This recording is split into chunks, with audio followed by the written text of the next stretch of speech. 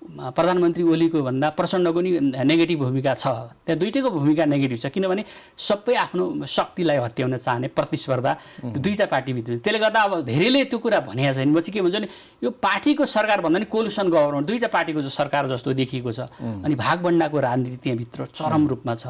अब अहिले तपाईँले हेर्नु भने कतिपय नियुक्तिहरूमा ठुलो विवाद छ, पदहरूमा ठुलो विवाद छ। अहिले टोटल कम्युनिस्ट पार्टीको चाहिँ ध्यान चाहिँ अब देश यत्रो कोरोनाको महामारी भइरहेको सन्दर्भमा कुन मान्छेले के पद पाउने, कसलाई कुन संविधान नियुक्ति गर्ने भनेर देखिन्छ। र यति पनि भएको छ कि प्रचण्ड र ओलीको सम्बन्धलाई तपाईँले विश्लेषण गर्नुहुन्छ भने उहाँ अहिले चाहिँ कुनै पनि भागभण्डामा उहाँ प्रचण्ड भन्दा नि शेरबहादुर देउवासँग नजिक देखिनुहुन्छ कतिपय भाग ओलीजीले। उहाँले किनभने कङ्ग्रेस पनि अहिले स्याडोमा किन छ भन्दा विपक्षी दलको नेता शेरबहादुरले पनि विपक्षीको भूमिका भन्दा पनि एउटा कोलुसन पार्टनरको जस्तो भूमिका गरिरहनु। त्यसले गर्दा कङ्ग्रेस पनि आलोचनाको केन्द्रबिन्दु भएको छ, कार्यकर्ताको आलोचनाको केन्द्रमा। म पार्टी डाइनामिक्स र पार्टी पोलिटिक्स भित्र म छिर्छु, नेताहरूका मनोविज्ञानका कुरा पनि गर्छु। तर जहाँसम्म तपाईँले एउटा महत्त्वपूर्ण कुरा के भन्नुभयो भने हिजोका दिनमा यो गभर्मेन्ट र नेकपा चाइनातिर ढल्केको थियो, तर आज इन्डियातर्फ ढल्किने प्रयासमा छ होइन। इन्डियासँग सम्बन्ध सुधार्ने गर्ने नाममा चीन परस्त देखिएको यो सरकार अब भारतसँग ढल्किरहेको छ। र यी भ्रमणहरू त्यसैको एउटा उदाहरणको रूपमा हुन् र भारतले पनि आफ्ना महत्त्वपूर्ण व्यक्तिहरूलाई, निकायहरूलाई होइन, जिम्मेवार व्यक्तिहरूलाई त्यसैको निम्ति पठाइरहेको छ भन्नुभयो। भन्नुको अर्थ अब चाहे समन्त गोयल हुन्, चाहे अब आउन लागेका सेनाध्यक्ष नरवाणे हुन्, उहाँ चाहिँ चीनबाट अथवा चीनको पोल्टामा जान लागेको नेपाल, उनीहरूको बुझाइमा चीनको पोल्टामा गइसकेको नेपाललाई आफूतर्फ ल्याउनुको निम्ति यसरी शक्तिशाली व्यक्तिहरूलाई नेपाल पठाइरहेका छन्। त्यही बुझ्नु पर्यो होइन। मूलत तपाईँको के देखिन्छ भने अब यो हेर्दा अलिकति भारत पनि नेपालसँगको सम्बन्धलाई करेक्सन गर्ने मोडमा छ। र यता अब नेपाल र भारत, नेपाल र चीनको समदूरी सम्बन्ध हो नेपालको पहिलेको हामीले चाहिँ कूटनीतिलाई हेऱ्यौँ भने। तर बिचमा यो चाहिँ कम्युनिस्टको सरकार आएपछि एक किसिमको ढल्किने काम भयो। त्यसबाट भारत चाहिँ त्यसबाट चाहिँ अलिकति तर्सित देखिन्छ। उसको मनोविज्ञानमा जुन किसिमको अहिले चीन उदयमान शक्ति भइरहेको छ ऊ त्यसै पनि र उसको चाहिँ बोर्डरमा चाइनासँग धेरै प्रब्लमहरू छ। इन्डियाले करेक्सन भन्नुभयो, कुन ठाउँमा करेक्सन गर्न खोजिरहेछ भन्नुको अर्थ उसले चाहिँ दिएर करेक्सन गर्न खोजिरहेको छैन। उसले सम्बन्ध भनौँ हिजो चाहिँ उसले चाहिँ जुन अहिले कालापानी नेपालले दावा गरिरहेको कुरा उसले दिने कुरा गरिरहेको छैन, मात्रै उसले कूटनीतिक रूपमा चाहिँ अल्वा ल्याउने उसले खेल गरिरहेछ।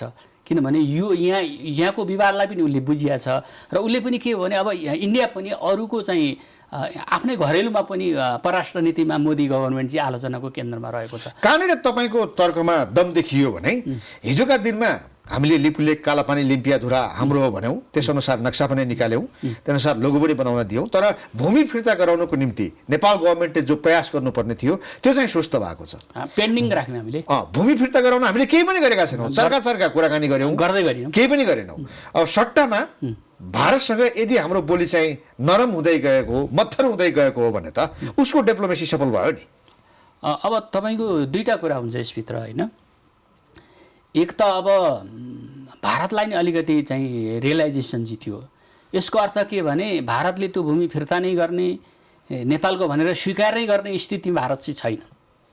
र नेपाल पनि तपाईँको अहिले जुन सरकारको चाहिँ जुन खालको चाहिँ पोलिसी देखिन्छ त्यो हेर्दा प्रोपोगन्डा पोलिसी देखिन्छ। हेर्दा किन गराइ र काम भनाइ र गराइ भन्छ नि, त्यो एउटै आउनुपर्ने त्यो आएको देखिँदैन। किनभने उसले चाहिँ प्रोपोगन्डाको रूपमा मात्रै त्यसलाई प्रयोग गरे। किनभने हिजो चाहिँ कम्युनिस्ट पार्टीको जुन कुरा विदेश नीति सम्बन्धी जुन कुराहरू भनिँदै गएको थियो त्यो युटर्न भएको स्थिति छ। हिजो उसले जुन भारतप्रति जुन दृष्टिकोण राखिरहेको त्यो प्रति युटर्न भएको स्थिति। त्यसले गर्दा यहाँ कस्तो देखिन्छ भने भारतले नै त्यसलाई टोटल विश्वास गरेको भन्ने चाहिँ देखिन्न।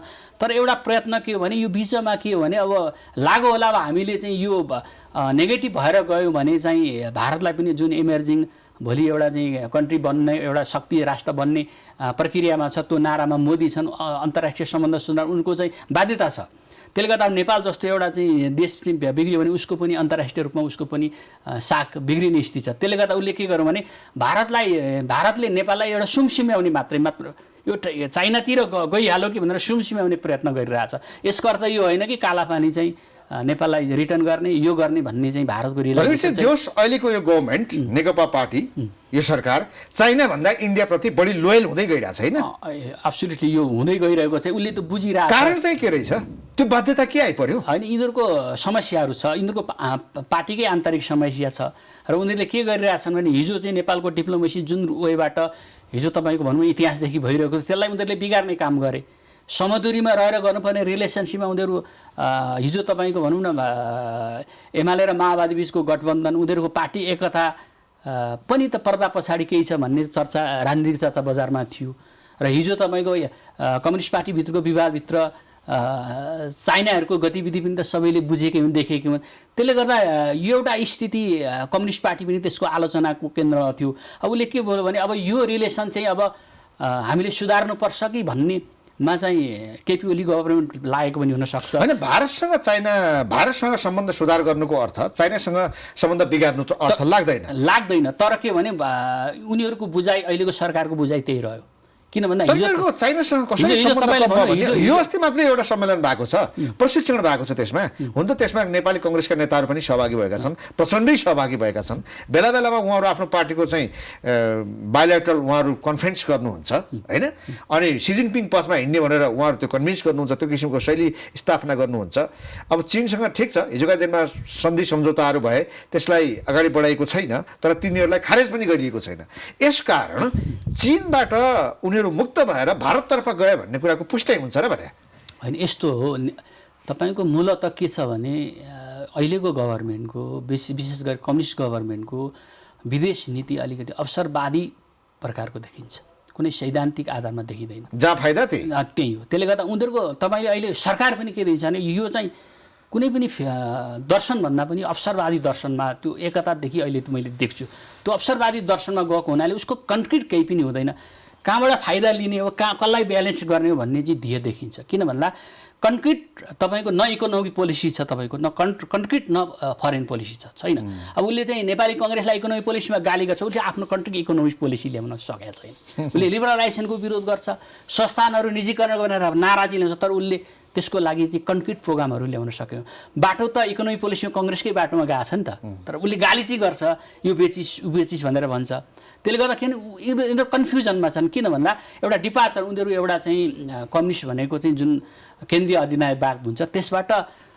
जानको लागि अहिले तपाईँले भन्नु पनि 2/3 गभर्मेन्ट छ त्यस किसिमको डेलिभरी हुन किन नसकेको भन्दा उनीहरूको सैद्धान्तिक कन्फ्युजन हैन जुन उनीहरूको आदर्श छ जुन उनीहरूको सिद्धान्त छ कहाँ पुग्ने भन्ने नै थाहा छैन भएन उनीहरू एकदम कन्फ्युजनमा छन् र मैले भने उनीहरू भन्ने बेलामा त अब समाजवाद भनेका छन् हैन सबै विकास गर्ने भने रेल ल्याउने भने पानी जहाज ल्याउने भने सबै हुने नहुने सबै गर्ने भने हैन नगर्ने भनेको त केही छैन तपाईले सुन्दा अहिले युरोप अमेरिका भन्दा बढी बनाउने भनेको छ घोषणापत्र हेर्नु भने त्यो के भने कहाँ पुगिन्छ भन्ने डेस्टिनेसन पनि थाहा छैन कुन सिद्धान्तिक धरातलमा ललितपुरमा पानी जहाजको कार्यालय राखेर नेपालमा पानी जहाज आउने त होइन र पानी जहाज रेल आउँदैमा नेपालको चाहिँ द्रुत गतिमा विकास हुने त्यो ड्रास्टिक चेन्ज होइन त समृद्धिको चाहिँ आधार रेल होइन समृद्धि होला तपाईँको भोलि अब त्यसको पनि डेभलपमेन्टको एउटा चरण हुन्छ क्या तपाईँको अब रेलमा पनि उत्कृष्ट रेल हुन्छ नि लास्टमा अहिले चाइनाले बुलेट रेलको कुरा गर्छ नि त विकास उत्कृष्ट चरणपछि त्यो चाहिँ नयाँ नयाँ चाहिँ प्रोडक्सनहरू राम्रो राम्रो उत्पादनहरू लिने प्रक्रिया टेक्नोलोजीको सबै कुरा होला तर हाम्रो आवश्यकताहरू एउटा कम्युनिस्ट गभर्मेन्टले लिने उसले लिएको पोलिसी एउटा मार्जिनल समुदायको लागि गरिबको लागि गाउँको लागि भनेर भोट मागिएको कुरा अहिले सबै बिर्सिएर तपाईँको आफू सत्तामा कसरी टिक्ने अनि आफ्नो कुनै कन्क्रिट इकोनोमिक पोलिसी पनि छ हाम्रो विकास नभएको पछिल्लो समयमा कम्युनिस्ट गभर्मेन्ट भएर हो किनभने हामी कहाँ के एउटा धारणा बनाइएको थियो कि नेपालको विकास नहुनुको कारण अस्थिरता हो हैन पोलिटिकल कन्सिस्टेन्सी भएन जहिले पनि कोलिसन गभर्मेन्टहरू बन्ने संसदमा बहुमत पुर्याउने एक्लै अर्कोलाई ढाल्ने त्यो खेल भयो तर पछिल्लो समय त त्यो भएन हैन वामपन्थीहरूको एउटा बलियो सरकार बन्यो 2/3 सरकार बन्यो नेकपा त ठुलो पार्टी बन्यो अब तपाईले भने जस्तो यो पार्टीसँग भिजन रहेन यसको दर्शन रहेन सिद्धान्त रहेन कहाँ पुग्छु भन्ने यसलाई थाहै छैन त्यसकारण चाहिँ नेपालको विकास नभएको तपाईँ यही कुरा म भन्छु अहिले कतिपय विश्लेषकहरूले के भन्छन् भने मैले त के भन्छु भने यो एउटा पार्टी हुँदैन अहिले पनि एउटा पार्टी कसरी भन्नुहुन्छ तपाईँ उसका दुईटै सांगठनिक संरचनाहरू छन् त्यहाँ भागभण्डा हुन्छ मेरो सङ्ख्या र तेरो सङ्ख्या यति भनेको हुन्छ, मात्रै नामको लागि संवैधानिक विधि पुर्याउनलाई भएको देखिन्छ। यो त काङ्ग्रेसमा पनि छ नि, काङ्ग्रेसको चिरफार गर्नुहोस् त अहिले। त्यो गर्छु, त्यो पनि आउँछु। तर के भने त्यसले गर्दा तपाईँ हिजो भनियो नि हामी एक भयौँ, हामी एउटा हो, हामी दुई तिहाईको छौँ, हामीले डेलिभर दिने हो, हामीले स्थिर सरकार दिने भन्ने कुरा व्यवहारमा त भएन। किन भन्दा त्यही सानो कुरामा गइयो नि त। तपाईँ त्यसो भए हिजो राजाकै कालमा विकास हुन्थ्यो नि त। त्यसो भए त एउटा राजाले नै शासन चलाउँथे, त्यसले मात्रै त हुँदैन थियो नि त। त्यो उनीहरूको बुझाइ नै गलत थियो। त्यो एउटा प्रक्रिया विधि, एउटा पार्टी कसरी चल्नुपर्छ भने त्यो डाइनामिजमलाई चाहिँ नेपालका पोलिटिकल पार्टीहरूले चाहिँ बुझ्न सकेनन्, त्यो व्यवहारमा उतार्न सकेनन्। किनभने एउटा नेता, तपाईँले भन्नु एउटा नेता कति वर्ष छ हेर्नुहोस् त। प्रचण्ड कति वर्षदेखि नेता हुनुहुन्छ, ओली कति वर्षदेखि नेता हुनुहुन्छ, शेरबहादुर देउवा कति वर्षदेखि नेता हुनुहुन्छ। अनि एउटै नेता सधैँ भइरहने, डेलिभर शून्य गर्न नसक्ने, अनि त्यसबाट अनि केही हुन्छ। त्यसले गर्दा त्यहाँ विकृति र विसङ्गति भनेको चाहिँ एउटै लिडरसिप आइरहने र आफू हुनको लागि उसले गर्ने प्रपञ्च, नेगेटिभ प्रपञ्चहरू आफू। विकास भनेको चेन्ज अफ लिडरसिप हो। त्यो महत्त्वपूर्ण डाइमेन्सन हो चेन्ज अफ लिडरसिप। त्यो पनि हो, किनभने जब तपाईँले डेलिभर गर्न सक्नु भएन भने त्यहाँ चेन्ज आउनुपर्छ। होइन, तपाईँको तपाईँ हेर्नु अब फ्रिक्वेन्ट चेन्ज अफ लिडरसिपले त अस्थिरता ल्याउला नि। लाइक तपाईँले हेर्नु अहिले कतिपय वेस्टर्न मोडल, अमेरिकाको मोडलको कुरा, किन अमेरिकामा 2 पल्टभन्दा बढी राष्ट्रपति हुन सकिँदैन त? कारण के थियो त? उनीहरूको बुझाइ थियो, उनीहरूको अध्ययन थियो, उनीहरूको अनुसन्धान थियो। त्यो लिडरसिप भोलि भइरह्यो भने निरङ्कुश हुन्छ, त्यो करप्ट हुन्छ भन्ने भयो। र एउटा त तपाईँको किन्टलले एउटा किताबै लेखेका छन् र उनले भनेका छन् चाहिँ संसारको लिडरहरूले, नेताहरूले, 90% लिडरहरूले संसारको देशलाई दिने भन्दा आफू लिने बढी काम गरेका छन्। मात्रै 10%देखि 5% नेताहरूले मात्रै देशलाई दिइरहेका छन् भन्ने। विकास गर्ने नेताले हो, परिचालक त उही हो नि त, म्यानेजमेन्ट गर्ने त उही हो नि त। तपाईँ एउटा चाहिँ डाइनामिक लिडर भयो भने तपाईँको चाहिँ सिङ्गापुरको डेभलपमेन्ट कसले गर्यो त? लिडरसिपले गर्यो नि त। अहिले चाइनाकै कुरा गर्नुहुन्छ, के हो त? अनि तपाईँले त्यहाँ चाइनामा जति पनि लिडरको नाम आउँछ, लिडरकै न जहाँ आउँछ त त्यो करेस्पेक्टिभ लिडरकै नाम। लिडरको पनि क्लासिफिकेसन हुन्छ जस्तो लाग्छ मलाई। लिडर भन्ने शब्द ठुलो भयो, ठुलो शब्दावली भयो। लिडर भन्ने बित्तिकै हामी होइन, महात्मा गान्धी पनि लिडर हुन्। लिडर एउटा भ्रष्टाचार गरेर जेल जाने मान्छे पनि लिडर भइरहेछ छ। अनि यो हाउ टु अन्डरस्ट्यान्ड के होइन, हाम्रो तपाईँले ठ्याक्कै गर्नुभयो। हामी कहाँ चाहिँ के भइदियो भन्दा अब एउटा पार्टी पोलिटिक्स पनि हेल्दी भएन। प्रत्येक पार्टीको कुरा गर्छु मैले, एउटाको मात्रै कुरा गर्छु। अब एउटा सभापति भइरहेपछि ऊ सधैँ सभापति हुन लाग्ने, अनि उसले गर्न चाहिँ केही नगर्ने। तपाईँले मैले भने 30 वर्षमा पञ्चायतको विकास र अहिलेको होला डाटाहरू, इन्डिकेटरहरू, रोडको सडकको कुरामा केही बढेको होला, बिजुली आएको होला, तर पनि डेभलपमेन्टको क्वालिटीमा हेर्नु भने रोड कस्तो छ त? हामीले बनाएको रोड कति चाहिँ बलियो छ त? हाम्रो पुल कतिको बलियो छ त? पञ्चायतले बनाएको पुल र हामीले बनाएको पुल।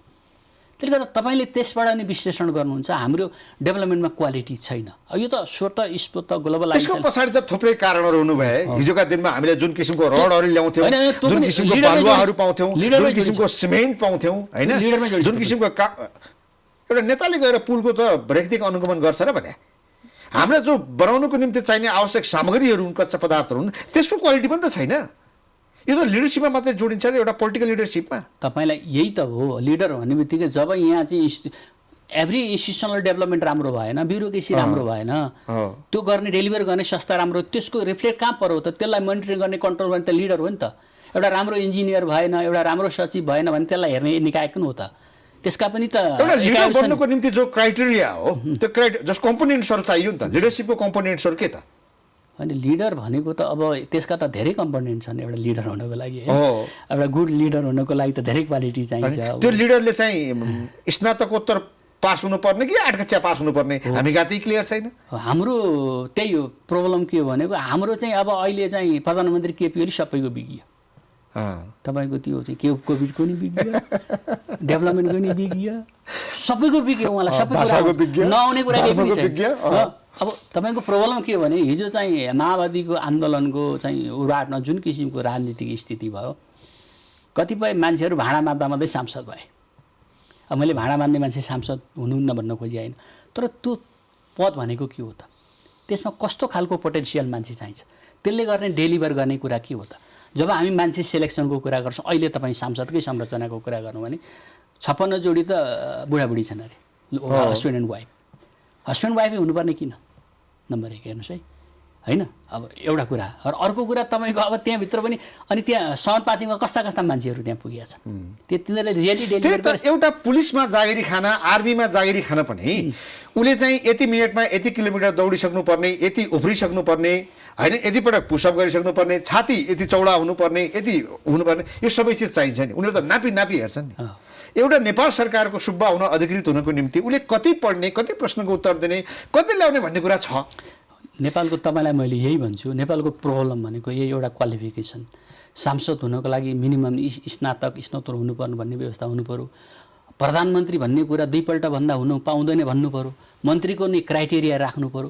त्यो भयो भने के हुन्छ भने सर्टेन मान्छे रिटायर हुन्छन् अर्को मान्छे चाहिँ रिक्रुटिङ हुँदै आउँछ त्यसले नेगेटिभ काम गर्दैन। अब तपाईँको पार्टीभित्र हेर्नु भने एउटै मान्छे सभापति भइरहन लागिरहने उसले इलिगल गतिविधि गरिरहने त्यसले करप्सनलाई प्रोत्साहन। अब तपाईँको एउटा लिडर हुनको लागि अहिले नेपालको नेता हुन अध्यक्ष हुन धेरै खर्चिलो छ। कार्यकर्ता पाल्नु पऱ्यो जितेर आउनु पऱ्यो अनि उसले इलिगल गतिविधि गर्नु पऱ्यो आफू टिक्नको लागि आफ्नो राजनीति बचाउनको लागि। तपाईँको काङ्ग्रेसको समस्या कम्युनिस्टको समस्या भनेको अहिले मूल समस्या त्यही हो। एउटै लिडरसिप 30 वर्ष भइरहने ऊ टिकिरहनको लागि उसले आफ्ना त्यही खालका चाहिँ कार्यकर्ता बनाइरहनु पर्ने त्यो खालको संरचना निर्माण गर्नु। तर त्यो पोइन्टमा पुगेपछि चाहिँ तपाईँले भने हुँदो रहेछ चाहे त्यो 8 कक्षा पढेको लिडर होस् चाहे त्यो मास्टर डिग्री गरेको अथवा पिएचडी गरेको होस् विज्ञ होस् त्यो ठाउँमा त्यो लिडरसिपमा पुगेपछि तिनीहरूको नेचर चाहिँ एउटै हुँदो रहेछ। तपाईँले भने जस्तो मै मात्रै बसिरहँ हो रियली। अब अहिले तपाईँलाई हेर्नु अब अहिले चाहिँ त्यही कम्युनिस्ट पार्टीभित्रको उदाहरण दिउँ।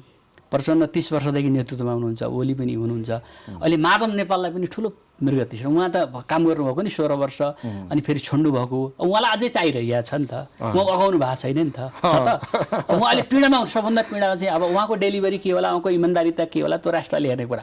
मैले एउटा मानसिकताको कुरो रिटायर हुने चाहिँ मानसिकता कसैको पनि छैन भन्नुपर्दा उहाँ प्रयत्न गरिरहनु भएको छ। ओलीलाई कसरी चाहिँ अप्ठ्यारो पारेन म मेरो पोजिसन निर्माण गर्ने भनेर सम्पूर्ण गतिविधिले गर्दा त्यो गतिविधिले गर्दा ओलीलाई पनि अप्ठ्यारो भएको छ। अर्कोतिर प्रचण्ड हुन्छ त्यसो अब म सभापति हुने भनेर उहाँले त्यो गतिविधि त्यो सबै पार्टीको केन्द्रमा जान चाहन्छन्। त्यसले गर्दा इलिगल गतिविधिहरू नराम्रा गतिविधिहरू भइरहेको छ। त्यसले गर्दा समग्र देश अहिले समग्र यत्रो कोभिड यत्रो प्रब्लमको बेलामा सबैको देशको केन्द्र चाहिँ कहाँ भएको छ भने कम्युनिस्ट पार्टीको चाहिँ झगडामा चाहिँ देश जानु परेको छ।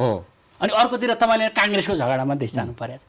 यो चाहिँ के भने यो अत्यन्तै नेगेटिभिटी हो। सम्पूर्ण देशका महत्त्वपूर्ण इस्युजहरू डाइभर्ट भएर नेकपा र काङ्ग्रेसको झगडामा मात्रै ध्यान छ। सबै मिडिया बाँकी सबैतर्फ सबै मिडियाको सबैको कन्सर्नको विषय कोभिड भन्दा पनि तिनीहरूको झगडा शेरबहादुरले के भने रामचन्द्रले के भने तपाईँ ओलीले के भने प्रसन्नले के भनेर चाहिँ केन्द्रित हुँदा चाहिँ एउटा देशको चाहिँ ठुलो शक्ति क्षयीकरण भएको छ। त्यसले गर्दा एउटा कुरा के उहाँहरू कन्टिन्युटी भइरहँदा पनि डेलिभर हुने कुरा केही छैन। अब तपाईँलाई मैले भने फेरि माधव नेपाल आउँदा कालपाट एमालेमा नि हुनेवाला केही छैन नि। त्यो त मान्छे टेस्टेड भइसक्यो नि। त्यसले गर्दा अर्को आउनेलाई अवसर पनि त्यहाँ छैन। त्यो लिडरसिपको पनि एउटा अचम्म कुरो के जस्तो अब ट्रेन्डको कुरा गरौँ होइन अमेरिकाका राष्ट्रपति डोनाल्ड ट्रम्प उनी कसैलाई गन्दैनन् संसार हाँक्ने होइन। अब रसियाका भ्लादिमिर पुटिन उनी पनि मै हुँ भन्ने स्वभावकै छन् होइन। अब त्यसै अब मोदी हेरौँ नेपालमा ओली हेरौँ प्रचण्ड हेरौँ शेरबहादुर देउवा हेरौँ उहाँहरूको पार्टीभित्र पनि लिडरसिपप्रति क्वेसन छ तर उहाँहरू कसैलाई गर्नुहुन्न वर्ल्ड ट्रेन्ड नै देखिन्छ कि।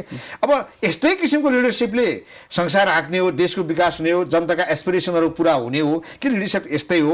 अब यस्तै हो भने त अमेरिकाको राष्ट्रपति यस्तै लिडर हुनुपर्छ भन्ने हो नि त। बाराक ओबामाले बोल्दाखेरि सिम्बल अफ डेमोक्रेसी भन्छन् होइन यस्तो किसिमको भन्ने हो। अब के त लिडरसिप कस्तो हुनुपर्छ अब कसैलाई नगर्ने मै हुँ भन्ने होइन यसलाई चाहिँ कसरी हेर्नु तपाईँलाई मैले अब अहिले तपाईँले ओबामाको के अरे चाहिँ अमेरिकाको कुरा गर्नुभयो डोनाल्ड ट्रम्पले उहाँले म नै राज्य हुँ भन्न थाल्नु उहाँ पनि। उहाँले के भन्नुभयो भने अस्ति यदि म हारेँ भने राष्ट्रपति कार्यालय छोडिदिन भन्नुभयो अर्कोतिर अमेरिका छोड्छु भन्नुभयो अहिले। र उहाँले त्यो प्रेसिडेन्टल डिबेटमा नि भाग लिनु भएन र उहाँले मार्क्सै लाउनुहुन्न कोरोनालाई चाइनिज भाइरस भन्नु उहाँले कुनै कन्ट्रोल मेजरै गर्नु भएन। भरे यति फैलियो कि उहाँले 1.5 लाख मान्छे मर्छन् भनेको गरेको उहाँको चाहिँ पनि गाह्रो भयो। र अहिले तपाईँको त्यो राष्ट्रपति चुनावमा उहाँ त्यो चाहिँ तपाईँको अहिले सर्वेहरूमा उहाँ पछाडि हुनुहुन्छ। अब उहाँ आइहाल्नुहुन्छ भन्ने पनि नआएन भन्न नि सकिन्छ तर अहिलेको सर्वेहरू हेर्दाखेरि उहाँ पछि हुनुहुन्छ। पुटिनको कुरा गर्नुभयो रसियाको पुटिनको पनि हालत त्यही छ। त्यहाँ कसैलाई विरोध गर्नु उहाँले 2 पल्ट कन्स्टिट्युसन चेन्ज गरेर आफै भइरहने नीति बनाउनु भएको छ। अब तपाईँले मोदीको कुरा गर्नु मोदीले पुरा फन्डामेन्टलिस्ट भ्यू लिएर हिँड्नु भएको छ। धर्म हिन्दू धर्मको कुरा गर्नुहुन्छ हिन्दुत्वको कुरा गर्नुहुन्छ र त्यहाँ तपाईँको विकास अहिले पछाडि नै देखिन्छ। किनभने त्यहाँ हिजो मनमोहन सिंहको सरकार हुँदा जुन खालका विकासका गतिविधिहरू जुन खालको जिडिपी ग्रोथ थियो, तर अहिले त मोदीले त्यो गर्न सक्नु, उहाँले डिस्ट्रिब्युसनका कुरा नारा एउटा चाहिँ मात्रै नारा दिएर चाहिँ उहाँले मिठो भाषण गरेर उहाँले त्यो गर्नु र त्यहाँ पनि इन्डियामा पनि प्रब्लम भइरहेछ। अब हाम्रो यहाँको ओलीको चाइनामा सी जिनपिङको पनि त्यस्तै छ, चाइना पनि उहाँ पनि त्यही किसिमको। त्यसले गर्दा अहिलेको समग्र के छ भने एउटा डेमोक्रेसीको नाममा दक्षिण पन्थको उदय भइरहेछ। यहाँ पनि तपाईँको हामीले यही कम्युनिस्ट पार्टीभित्र हेऱ्यौँ, काङ्ग्रेसभित्र हेऱ्यौँ भने पनि त्यो खालको डेमोक्रेटिक नेचर, डेमोक्रेटिक कल्चर पार्टीभित्र देखिँदैन। कङ्ग्रेसकै तपाईँले कुरा गर्नु भने शेरबहादुर देउवाले अहिले पछिल्लो समयमा आएर समितिको मनोनयन गर्नु, हिजो गर्नु भएन र उहाँले के भन्नुहुन्छ भने अब म नै सभापति भन्नुहुन्छ। अब काङ्ग्रेसको दुर्भाग्य के हो भने अब सबभन्दा दुर्भाग्य होइन, काङ्ग्रेसको दुर्भाग्य शेरबहादुर हुनु भने फेरि मलाई 2-4 सिट जित्छ, मलाई चाहिँ के लाग्छ भने जित्छ कि जित्दैन जस्तो लाग्छ। किनभने उहाँको इमेज हिजो चाहिँ शेरबहादुर पञ्चायतकालमा चाहिँ राम्रो लिडर हो र जब शेरबहादुरजी चाहिँ सरकार चलाउनु भयो त 48 सालदेखि लगातार सत्तामा भएपछि देशलाई दिनुभन्दा लिनु मात्रै भएको छ, देशलाई दिन सक्नु भएको छैन। तपाईँलाई मैले कन्क्रिट कुरा गरेँ, उहाँबाट अब डेलिभर हुँदैन भनेपछि कङ्ग्रेस पनि शेरबहादुरको कारणले प्रब्लममा छ। अब अहिले चाहिँ ओली र प्रचण्डको कारणले गर्दा कम्युनिस्ट पनि प्रब्लममा छ। यो लिडरसिपको प्रब्लम हो। जब उहाँहरूमा त्यो चेन्ज आउँदैन, जब म मात्रै हुँ भन्ने कुरा चेन्ज आउँदैन, जब राम्रो कार्य राम्रो मान्छेलाई चेन्ज यिनीहरूमा हामीले अब चेन्ज खोज्ने हो, चेन्जको प्रतीक्षा गर्ने भनेको मैले कम्प्लिटली वाइप आउट। चेन्ज भनेको उनीहरू चाहिँ अब बहिगमनको बाटो जबसम्म रोज्दैनन् भने उनीहरूले गर्ने गतिविधिले समग्र नेपाल अब 75-78 वर्षको 80 वर्षको मान्छेलाई चेन्ज ल्याउने हामीलाई सुधार गर्छौँ भन्ने लाग्यो। होइन, चेन्ज भने होइन, मैले चेन्ज भनेको के भने उहाँले अब मैले चाहिँ होइन म अब चाहिँ म गार्जियन हुन्छु, म चाहिँ अब पार्टीको चाहिँ गार्जियन भएर चाहिँ म अब विश्राम लिन्छु भन्नु भने एक किसिमको उहाँको इज्जत हुन्छ पार्टीभित्र। काङ्ग्रेसको कुरा गर्ने, कम्युनिस्टको पनि कुरा नभए अब यो त्यही खेलभित्र पस्ने, अब सरकार पनि बन्न सक्दैन, पार्टी पनि पढ्दैन, अब त्यही झगडामा गरेर जहिले पनि हिँडिरहने, अनि त्यो आफू हुनको लागि इलिगल काम गर्नुपर्ने, अरूसँग सम्झौता गर्नुपर्ने, अनि नराम्रो काम गर्न बेइज्जत बन्न त केही पनि हुँदैन। अब यो सबैको निष्कर्षमा आउँदाखेरि सुरुबाट मैले भारतीयबाट भइरहेका उच्चस्तरीय भ्रमणहरू केही सिन केही अनसिन होइन, त्यसले पार्ने प्रभाव हामी कहाँ के छ भने यो किसिमका उच्चस्तरीय भ्रमणहरू हुन थालेपछि, धेरै खेल हुन थालेपछि यहाँ ठुलो चेन्जेसहरू आउँछ भन्ने, राजनीतिक परिवर्तन नै व्यवस्थामै परिवर्तन अथवा सरकारमा परिवर्तन भन्ने एउटा हुन्छ। अब हामीले यत्रो विश्लेषण गऱ्यौँ, नेपालका कुनै पनि दलका माथिल्लो स्तरका नेताहरूले डेलिभरी गर्न सकेनन्। यसले गर्दा जनतामा निराशा मात्रै भयो। निराशा मात्रै भइसकेपछि अब यो गणतन्त्र सङ्घीयता भन्ने जो डेमोक्रेसी जो हामीले पछिल्लो देशकै उपलब्धिका रूपमा व्याख्या गर्छौँ, यसप्रति मानिसहरूको वितृष्णा निराशा उत्पन्न भएको देखिन्छ। चर्चा के पनि छ भने अब नेपालमा राजनीतिक रूपमा केही परिवर्तन हुँदैछ, त्यो व्यवस्थामै परिवर्तन हुनसक्छ, सरकारको कुरै भएन, व्यवस्थै जान सक्छ, नयाँ व्यवस्था आउन सक्छ भन्ने पनि छन्। अब यो किसिमको परिवर्तनको निम्ति भारतको भूमिका अहम देखिन्छ, विगतमा पनि चाइनिजहरूको अलिक कमै देखिएला, वेस्टर्नहरूको देखिन्छ। त्यो भए हुनाले अब सामन्त गोयल नेपाल यसरी आइरहनु भएको छ, नरवाणे आउनु भएको छ, भारततर्फ यो गभर्मेन्टको अलिकति आकर्षण बढ्दै गएको छ, चीनतर्फ त उसको अट्याचमेन्ट छँदैछ होइन। यो पृष्ठभूमिमा तपाईँ देख्नुहुन्छ कि नेपालमा there is going to be any change? अब तपाईँले भने जस्तो टोटल अब यो चाहिँ व्यवस्थै चेन्ज भएर अर्को आउने स्थिति त रहन्न। तर एउटा चाहिँ के देखिन्छ भने यो कम्युनिस्ट पार्टीभित्रको जुन झगडा छ, जुन नेतृत्वको लडाइँ छ, अब यसभित्र चाहिँ मैले त्यहाँ मिडियामा पनि हेरेका थिएँ, अब ओलीलाई नै अविश्वासको प्रस्ताव ल्याउने हो कि भन्ने पनि चर्चा भइरहेको छ। अब त्यसले गर्दा यो अब कम्युनिस्ट जुन किसिमले जडकोड भइरहेको छ, जुन किसिमका गतिविधि भइरहेको छ र अहिले तपाईँको समग्र यस्तो चाहिँ कोभिडको सन्दर्भमा पनि जनता केन्द्रित भएर काम नगरिकन सत्तामै केन्द्रित हुनाले यो ठुलै समस्या चाहिँ त्यो पार्टीभित्र देखिन्छ। अब यो तपाईँका यो अघि तपाईँले भने नेपालको राजनीतिमा भारतको भूमिका, अरूको भूमिका विगतदेखि हुँदै आएको, अलिकति इन्टरभेन्सन हुँदै आएको, माइक्रो म्यानेजमेन्टमा आलोचना हुँदै आएको पनि हो। तर अब अहिले त्यो सिधै अहिले आएर चाहिँ परिवर्तन त भन्नु हुन, तर के हुन्छ भने एउटा कोर्स मलाई लाग्छ अलिअलि खिचडी के यही सरकार परिवर्तनको लागि केही भएको हो कि भन्ने जस्तो चाहिँ मलाई लाग्छ। सरकार परिवर्तनको खिचडी चाहिँ पाक्दैछ र आगो तलबाट बढेछ, त्यही आगो ठोस्नको निम्ति यी उच्चस्तरीय भ्रमण हुन्, त्यो भइरहेछ जस्तो लाग्छ। र समग्र के भने अब यो मैले के भने तपाईँलाई अब यत्रो चाहिँ सरकार एउटा स्टेबल हुनुपर्ने, यसले डेलिभर गर्नुपर्ने, जनताको यत्रो चाहिँ सुख दुःखमा उपचार नपाई मरिरहेका छन् मान्छेहरू, अलि त्यत्रो चाहिँ घोषणापत्रमा फ्री स्वास्थ्य शिक्षा भन्ने अलि त्यत्रो पैसा लगाएर नतिर्ने भनेर एउटा जनतामा जुन खालको निराशा आएको छ, सम्पूर्ण चाहिँ त्यसको शक्ति पार्टी पङ्क्तिको सरकारको जनताप्रति हुनुपर्नेमा म टिकाउने र हर्लाउनेमा केन्द्रित देखिन्छ। त्यसले गर्दा अब आफू नै त्यस्तो कमजोर भएपछि अरूले गर्ने कुरा त भयो। अब त्यहाँ चाहिँ त्यो खेलहरू भएको देखिन्छ। अब यो जुन कालको कुराहरू माइक्रो म्यानेजमेन्टको इन्डियनको कुरा आरोप पहिलेदेखि लागिरहेको सन्दर्भमा अब अहिले चाहिँ तपाईँले जुन भन्नुभयो त्यहाँ आउनुको अर्थ हिजो चाहिँ त्यो जुन अब नक्सालाई चाहिँ के अरे ओलीजीले अलिकति पेन्डिङ राखेको हुनाले अलिकति त्यो अब यिनीहरूले त्यो कुरा नमाग्ने भए भनेर अलिकति अब उनीहरूले त्यो सम्बन्धलाई केही गरेर आफ्नो हेजमोनीलाई कायमै राख्ने सन्दर्भमा नै इन्डियाको चाहिँ भ्रमण भएको देखिन्छ। हस्, धन्यवाद। धन्यवाद। दर्शकवृन्द, प्राइम संवादमा हामीसँग प्राध्यापक सुरेश आचार्य हुनुहुन्थ्यो। उहाँसँगको कुराकानी सकिन्छ। हामी सबैलाई बिदा दिनुहोस्। नमस्ते।